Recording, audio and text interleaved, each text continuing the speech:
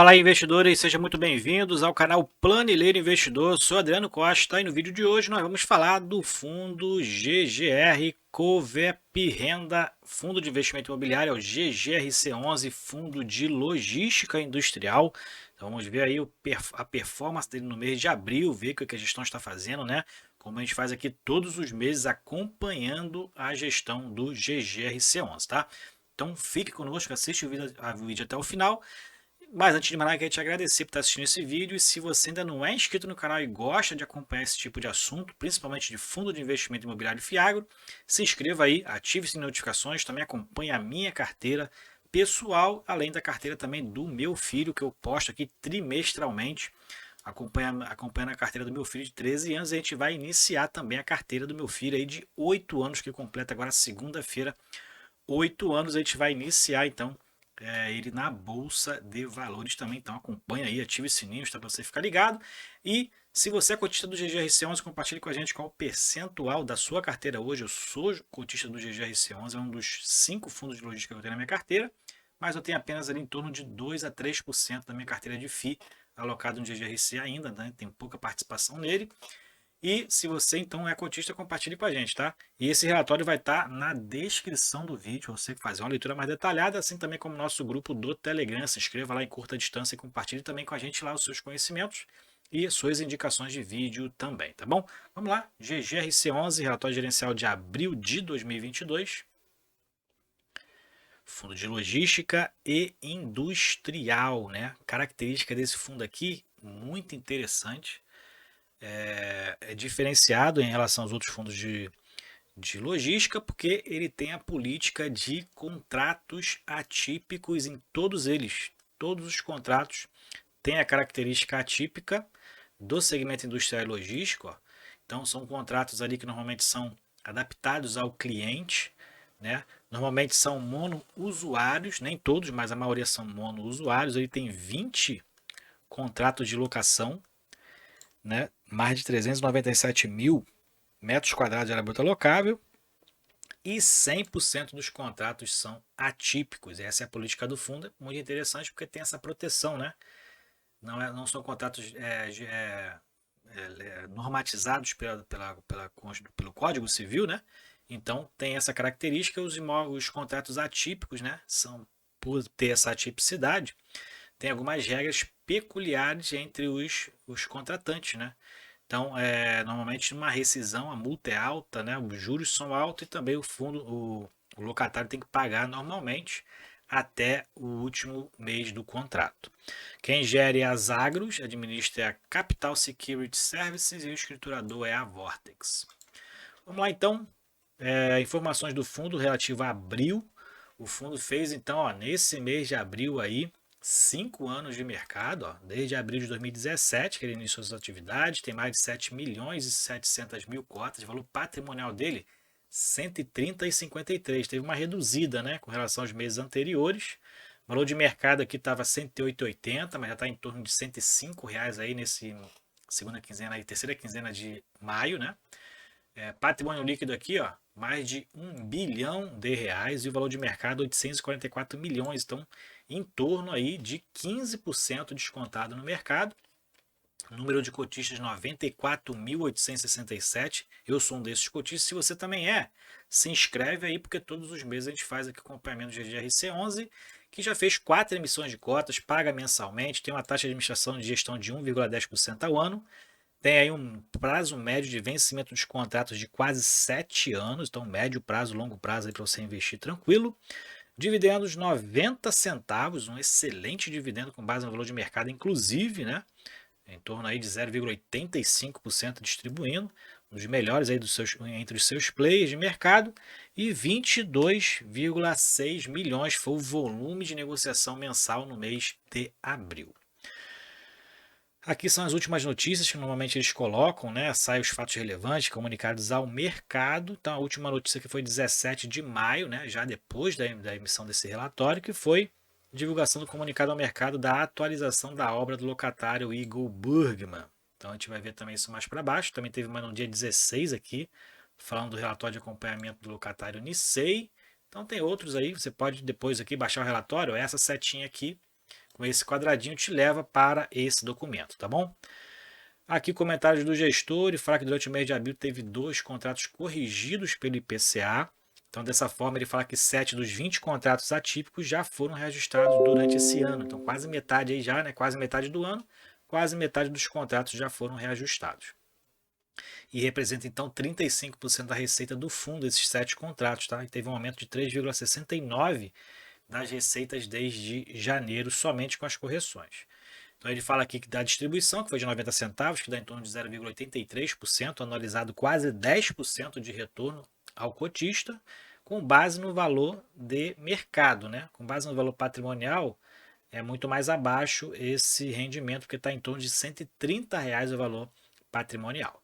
Ele fala aqui que durante o mês de abril foram recepcionadas pela gestora algumas propostas não vinculantes para aquisição de alguns ativos da carteira do fundo. Né? Então, algumas propostas para poder alienar os imóveis. Né? Então, analisando uma oportunidade, de repente um ganho de capital alto, né? Pode ser até uma boa oportunidade realmente para o fundo. Alguns cotistas têm questionado o porquê da emissão de um CRI ou venda de algum ativo, por exemplo, para pagar taxas da LASA, ao invés de retomar a emissão das novas cotas e captar recursos juntos aos cotistas, né? Aí a gestora até deve ter se explicado aqui, mas para quem não conhece, né, o que significa uma alavancagem, né, o porquê de uma emissão de cotas, ao contrário de você securitizar a receita, é porque, na verdade, né, tem prós e tem contras. Né? Normalmente você captar recursos em terceiros, ele pode ser muito mais barato do que você fazer uma emissão de cotas. Né? Por quê? Porque o recurso de terceiro tem a vantagem que você paga ali, né, uma parcela fixa mensal, vamos dizer assim, reajustada, mas é considerada fixa, no caso.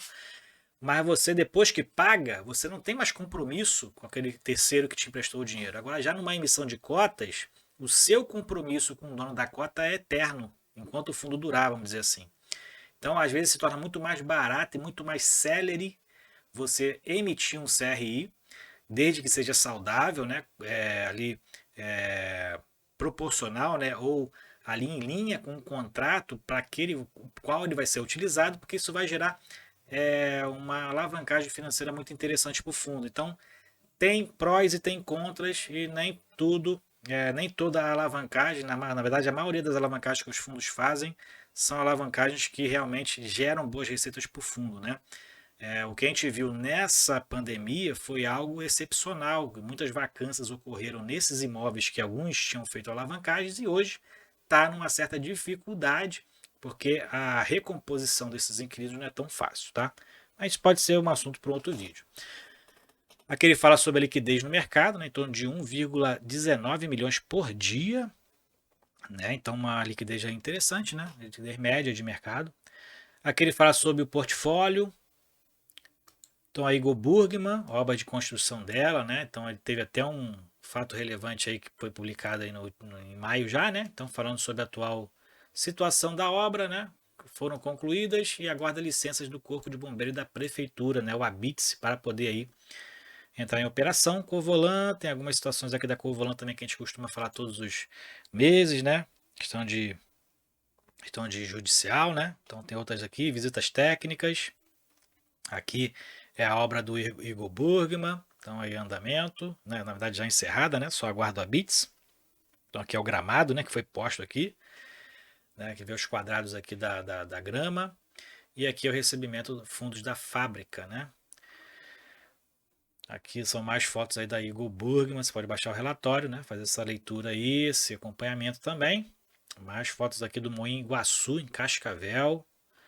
Então tem aqui fachada do prédio de operações, né? Entrada do refeitório, obras também concluídas, portaria principal. Então, essa aí é o imóvel aí da Todimo, também as fiscalizações, né? Então as fiscalizações que o fundo faz, posta aqui então, muito interessante.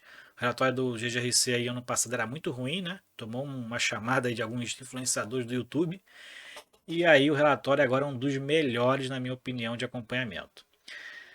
Bom, fluxo financeiro, mês de abril, fundo mantendo aqui, né? Receita de maio, já que teve atualização ali, um reajuste aí mais relevante, né? Então o fundo recebendo em torno de 7,4 milhões de reais em receita de locação, quase 200 mil aqui de receita financeira aqui de 123 mil, renda fixa, né?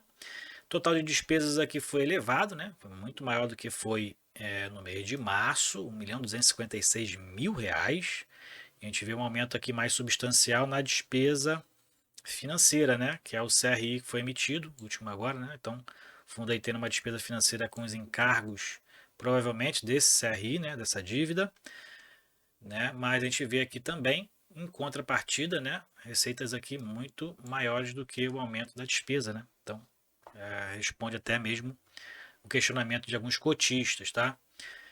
Impostos sobre renda fixa, né? Ganho de capital, 60 mil aqui outra despesa e rendimento distribuído 6,8 milhões, mantendo o mesmo, quase a mesma, mantendo a mesma distribuição, né, entre os resultados obtidos no mês, mas a complementação aqui para chegar a 90 centavos, né, em relação ao mês anterior que foi 88, foi um pouco maior, e o fundo distribui então 90 centavos, um dos melhores aí, né, do mercado. Dividendos então ascendentes, né, mantendo ali a linha acima de 80 centavos. Aqui são as participações em cada locatário em relação à receita. A maior receita vem da Lasa e da Ambev, como a gente verifica aqui, ó. Né? Esse aqui, ó, a maior receita do fundo hoje, né? Aí, se eu não me engano, é o que teve teve a emissão do CRI, né? E a Ambev também aqui, ó, 16 centavos por cota, empatadas aqui em relação à participação no resultado. Distribuição aqui nos últimos 6 meses, né? Então a gente verifica aqui que a Ambev ainda era maior, a Lasa tinha 75 centavos ainda de participação.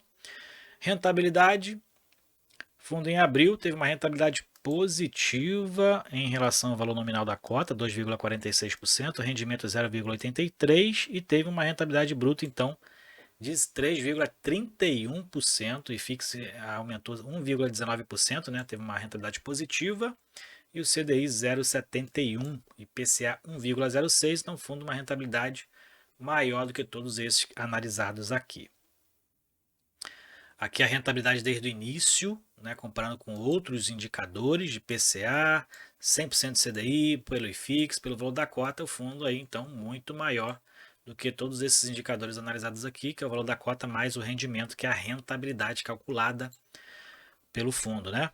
E aqui os cotistas, então reduziu, né, a quantidade de cotistas aqui em relação desde novembro, né, vem reduzindo na verdade, aqui teve até uma recuperação aqui de março para abril, aproveitando alguns preços aí, né, preços em queda, mas o fundo é um bom fundo, né, tem buscado bons resultados, está descontado, e aqui teve um aumento de preço desde fevereiro, né, eu consegui boas cotas do fundo aqui em fevereiro, e chegando a esse patamar de 103, vou comentar minha posição com certeza, né. Também eu aproveitei essa queda aqui também de 104, é um fundo bom, na minha opinião. Cronograma de reajuste tão próximo agora em junho, 13,55% do seu portfólio vai ser reajustado agora em junho, né, da sua receita. Aqui dentro da tipologia, então tem aqui logísticos e industriais, praticamente meio a meio. A maioria aqui do segmento é o comércio varejista e metalurgia e siderurgia. IPCA é o principal indexador econômico de atualização dos contratos de reajuste, né, 93,72%. E o vencimento dos contratos, 36% vence a partir de 2030. E quase todos, na verdade, todos, né, vencem todos a partir de 2025. Então tem aí um bom período, né, de contratos sem estar vencendo nos próximos meses. Aqui é a política, né, do fundo, critério de análise de alocação. Você pode baixar o relatório e fazer essa leitura mais detalhada. Aqui está os galpões logísticos. Então aqui, ó, 3, 6 galpões, né, 9, 11 galpões logísticos e 9 galpões industriais. Então procure aí o relatório, veja a característica de cada um deles, localização, aluguel médio, né, por metro quadrado, aluguel recebido, para você ver, acompanhar aí qual o contrato de vencimento, né, qual o pé direito, enfim, conhecer os imóveis do fundo também, aqui os locatários, né, 20 imóveis, diversos locatários dentro desses imóveis, ok? Então é isso aí, relatório gerencial do GGRC11, Fundo de Logística Industrial, na minha opinião, um fundo que encaixa dentro da minha estratégia, que é de diversificação de imóveis, diversificação de locatários e ainda tem contratos atípicos que dá uma proteção financeira muito boa ao fundo, né, com relação ao recebimento desses contratos, né, e é mais fácil se fazer alavancagens financeiras com contratos atípicos também, utilizando recursos de terceiros, né, que é mais barato para o fundo né? Na minha opinião, claro. Você pode discordar porque tem prós e contras dentro de uma alavancagem, né? Dentro de uma emissão de um CRI na securitização da receita, mas, de um modo geral, uma captação de recursos de terceiros para você investir no imóvel normalmente é mais barata se a receita cobrir o custo fixo e ainda retornar uma receita aí para o fundo, ok? Isso aí. Se você gostou do vídeo, deixe seu like, se inscreva no canal, compartilhe com outras pessoas. Até o próximo vídeo. Tchau, tchau.